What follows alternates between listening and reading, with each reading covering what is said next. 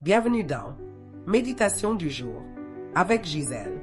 Retrouvez toutes les méditations dans la chaîne YouTube La Bible s'étudie. Jean chapitre 3, verset 17. Dieu, en effet, n'a pas envoyé son Fils dans le monde pour qu'il juge le monde, mais pour que le monde soit sauvé par lui.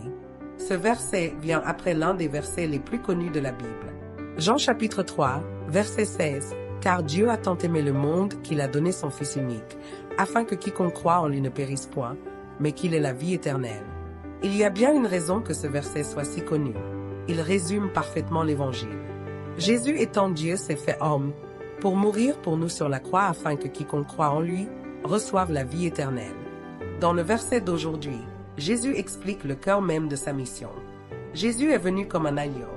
Il est venu se donner pour tout le monde afin de sauver l'humanité. Mais il n'en sera pas toujours ainsi.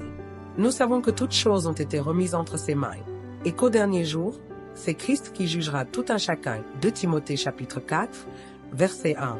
Alors pourquoi dans ce passage Jésus dit qu'il n'est pas venu juger? Parce que le temps du jugement n'est pas encore là.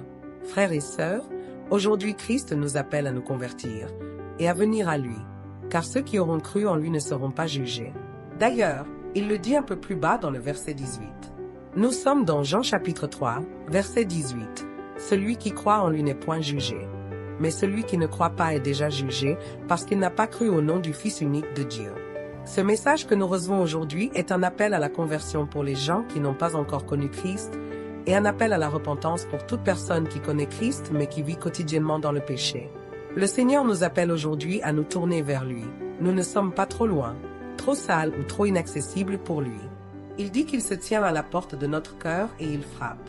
Laissons-le entrer et diriger nos vies afin que nous soyons remplis d'assurance le jour où nous comparaîtrons devant lui. Il nous aime et il a donné sa vie pour nous afin que le jugement ne nous atteigne pas. Le salut est disponible. Et ça, mon ami, c'est la bonne nouvelle du royaume.